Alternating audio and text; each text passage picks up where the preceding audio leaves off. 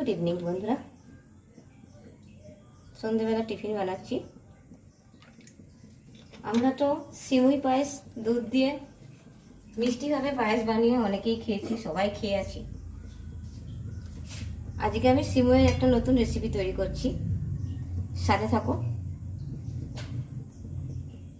যেটা নাম হচ্ছে ঝাল সিমুই। কি করে তৈরি করছি দেখতে থাকো।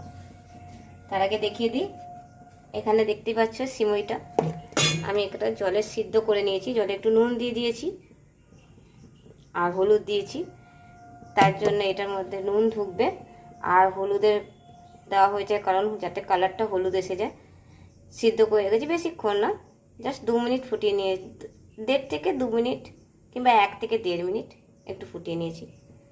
এখানে তেল গরম করতে দিয়েছি, সর্ষে তেলেই করব। প্রথমে তেলটা গরম হয়ে গেলে আমি কটা বাদাম ভেজে নেব।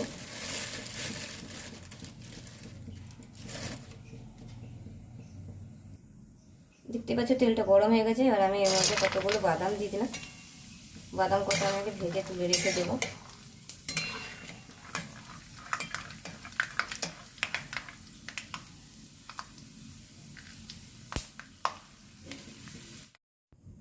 এবার এই গরম তেলের মধ্যে আমি একটু সর্ষে ফোড়ন দিয়ে দেব।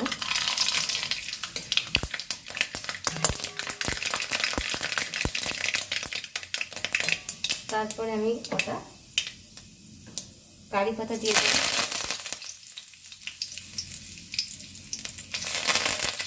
এরপর আমি একটু পেঁয়াজ দিয়ে দেবো।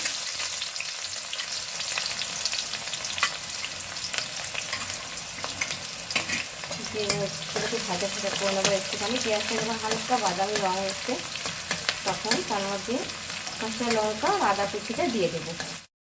হয়ে গেছে এটা ভাজা। এবার আমি এর মধ্যে সিদ্ধ করে রাখা যে সিমুইটা সেটা আমি এর মধ্যে দিয়ে দেবো। সেটা একটা চাউমিনের মতোই লাগবে, এটা চাউমিন নয়।